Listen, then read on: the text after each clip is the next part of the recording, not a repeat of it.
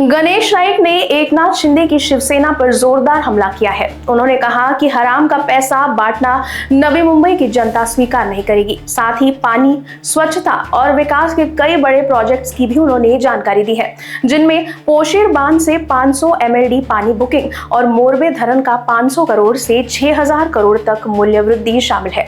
गणेश नाइक ने आगे कहा कि वो धर्म, जात, पंथ से ऊपर उठकर जनता की सेवा करेंगे। वही कोरोना और भ्रष्टाचार के समय हुए घोटालों पर भी उन्होंने निशाना साधा है और जनता को भरोसा दिलाया है कि आने वाले वर्षों में पानी और करों की चिंता नहीं होगी। अशा प्रकारचा भ्रष्टाचारचा पैसा राजकारणामध्ये वापरता मनी आफ्टर पॉवर आणि पॉवर आफ्टर मनी, पैशातून सत्ता आणि सत्तेतून पैसा।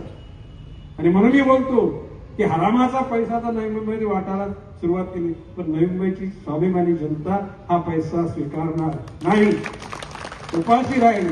परंतु नवी मुंबईची जनता या पैशाला हात लावणार नाही, इतकी स्वाभिमानी जनता आहे। आणि म्हणून भविष्य काळामध्ये त्यांच्या पापाची फलं भोगल्याशिवाय यांना गत्यंतर नाही। मी आत्मविश्वासाने सांगतो, जे कराल ते भरायला लागेल। नवी मुंबईत मला पत्रकारांनी प्रश्न विचारला, नवी मुंबईत चिंता कशाला करतात? नवी मुंबईच्या जनतेने सलग 25 वर्ष गणेश नाईकच्या नेतृत्वावर विश्वास ठेवला।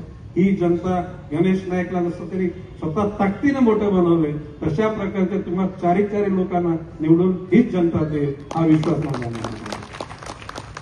आणि म्हणून मगाशी म्हटलं मी की पाण्याच्यासाठी त्या ठिकाणी कर्जत तालुक्यामध्ये एक पोशीर नावाचं धरण होतं।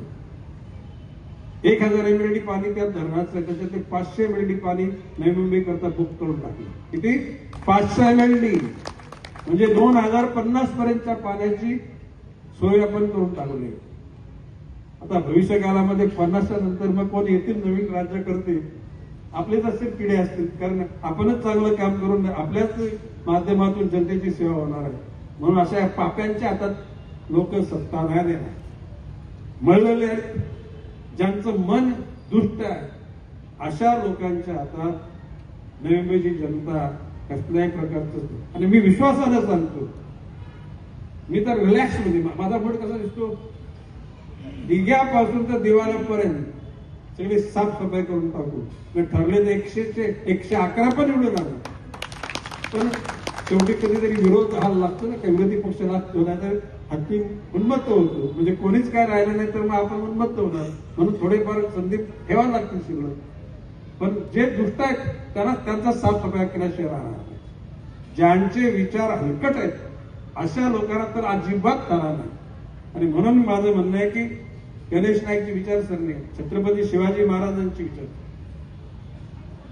डॉक्टर बाबासाहेब आंबेडकरांची विचारसरणी, छत्रपती शिवाजी महाराजांनी धर्म, जात, पंथ, वर्ण, वर्ग नाही मानले। डॉक्टर बाबासाहेब आंबेडकरांनी धर्म, जात, वर्ण, वर्ग नाही मानले, आणि त्या अनुषंगाने आपल्याला काम करायचं। लोक म्हणतात अरे की घ्या नवी मुंबईतले बौद्ध लोक तुमच्या बाजूला, अरे बौद्ध आता आमचा विशाल डोल असतो, जनरल वॉर्ड आहे, पण त्याला आम्ही कार्यकर्ता म्हणून त्या ठिकाणी त्याला तिकीट दिलेलं आहे, तो बौद्ध म्हणून दिलेला नाही। या ठिकाणी शिवसेनेत असताना मी मुसलमानाच्या बाजूने राहिलो उभा। 70च्या दंगलीच्या वेळेला गणेश नाईक त्याला ताकदीने उभा राहिला। आपले सुनाय की नाही कधी? इंदिरा गांधीच्या हत्येच्या वेळेला शीख लोकांवर त्याला आम्ही शिखांना पाठिंबा दिला, तो एक नालायक असेल म्हणून सगळे थोडेच नालायक आहेत। अफजल खान हलकट होता,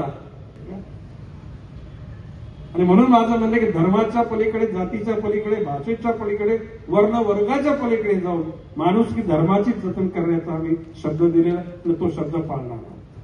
आमच्या समोर कोणी कोणावर जुलूम करू शकतात, आणि म्हणून अशा विचारसरणी बरोबर राहणाऱ्या माझ्या सर्व सहकाऱ्यांना आपण भरघोष मताने विजय कराल असा विश्वास व्यक्त करतो, रजा घेतो। जय हिंद, जय Maharashtra. Bureau report, लोकवाहिनी news, Navi Mumbai.